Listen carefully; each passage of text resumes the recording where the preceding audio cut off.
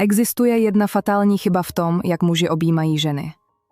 Téměř neviditelný detail, který okamžitě prozradí jejímu podvědomí, že vám chybí mužská energie. Pravda je, že velmi málo mužů skutečně ví, jak správně obejmout ženu. Dneska vám ukážu 3 typy obětí. Co každé z nich komunikuje o vás jejímu podvědomí. A pak tu je 4. typ. Ten, který odděluje muže, na které žena nikdy nezapomene, od těch, které okamžitě vymaže z paměti. A téměř nikdo o tom nemluví. Jsem Klára, odbornice na ženskou psychologii a sociální dynamiku. Moje práce je říct vám, co ženy skutečně cítí, ale nikdy neřeknou nahlas, bez obalů, bez odsuzování. A než půjdeme dál, chci, abyste něco pochopili. Pokud jste tohle v minulosti pokazili, není to vaše chyba. Nikdo vás to nikdy nenaučil. Společnost vám dala scénář, jak se chovat k ženám, ale úplně vynechala část o fyzickém kontaktu. Takže se nadechněte. Dnes se to změní. Vidíte, existuje základní princip v ženské psychologii, který tohle všechno vysvětluje. Ženy nejdřív cítí, až potom přemýšlí. Zatímco vy pečlivě analyzujete situaci a zvažujete všechna pro a proti, ona už zaregistrovala, jak se u vás cítila. Je to biologické. Limbický systém reaguje dřív, než se vůbec zapojí rozum. A obětí? Obětí obchází veškerou konverzaci, všechnu logiku. A jde přímo do toho primitivního emocionálního systému. Za méně než 4 sekundy fyzického kontaktu její tělo odpoví na otázku, o které ani neví, že si ji pokládá. Cítím se u tohohle muže bezpečně? Má přítomnost? Ví, kdo je? Můžete být vtipní, zajímaví a úspěšní, ale pokud obětí selže, její tělo přepíše všechno ostatní. Takže pojďme si říct, co byste nikdy neměli dělat. Chyba číslo 1. Slabé obětí. Tohle jste určitě někdy dali. Nebo dostali. Vaše ruce se druhé osoby sotva dotýkají. Vaše tělo zůstává daleko. Tlak je prakticky nulový. Skoro jako byste se báli něco rozbít. A někdy je to jen jedna ruka. To slavné kamarádské obětí z boku.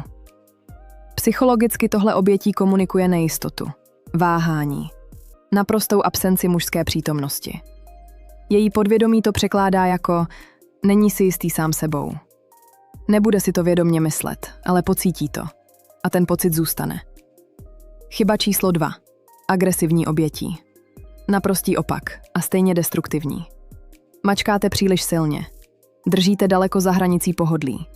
Nebo necháte ruce blouzit na místa, která nejsou pro daný okamžik vhodná. To není mužská intenzita. To je invaze do prostoru. Co cítí? Nepříjemnost. Nedostatek sociálního povědomí. V jejím systému se objeví otázka. Respektuje vůbec moje hranice? A ve chvíli, kdy se objeví ta pochybnost, přitažlivost okamžitě zmizí. Chyba číslo 3. Duchovní obětí. Tohle je ta nejpodceňovanější. Je to, když ji objímáte, ale vaše mysl je úplně jinde. Rozlížíte se kolem, jste napjatí, zadržujete dech. Nebo obětí ukončíte náhle, jako byste se dotkli rozpálené plotny. Fyzická přítomnost bez skutečné přítomnosti.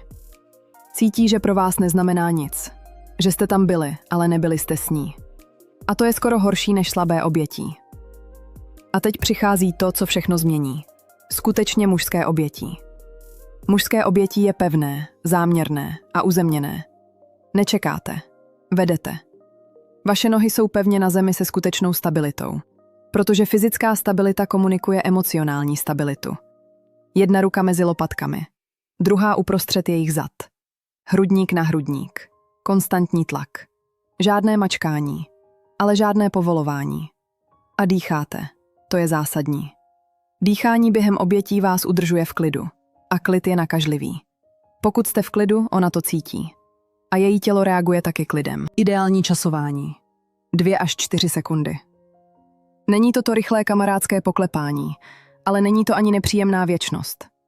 Je to přesně dost dlouho na to, aby zaregistrovala. Tenhle muž ví, co dělá. A obětí ukončíte vy, ne ona. Pustíte ji v klidu. Možná s mírným sklouznutím rukou po jejich pažích, když couvnete. Oční kontakt. Uvolněný úsměv. Způsob, jakým to ukončíte, je stejně silný jako způsob, jakým to začnete. Zapamatujte si. Každé obětí je ukázkou toho, jaký typ muže jste. Je to mikroprojev charakteru. Ona to nebude vědomě analyzovat, ale ten pocit si sebou ponese. My ženy to nikdy nahlas nepřiznáme, ale právě tyhle detaily rozhodují o všem. Od dnešního dne máte výhodu, kterou většina mužů nikdy mít nebude. Protože se o tomhle detailu nikdy ani nedozvěděli. Pokud chcete dál objevovat, co ženy skutečně cítí, ale málo kdy dokážou vysvětlit, odebírejte kanál Klára radí. Příští týden odhalím další tajemství, které cítíme všechny. Ale řekneme jen výjimečným.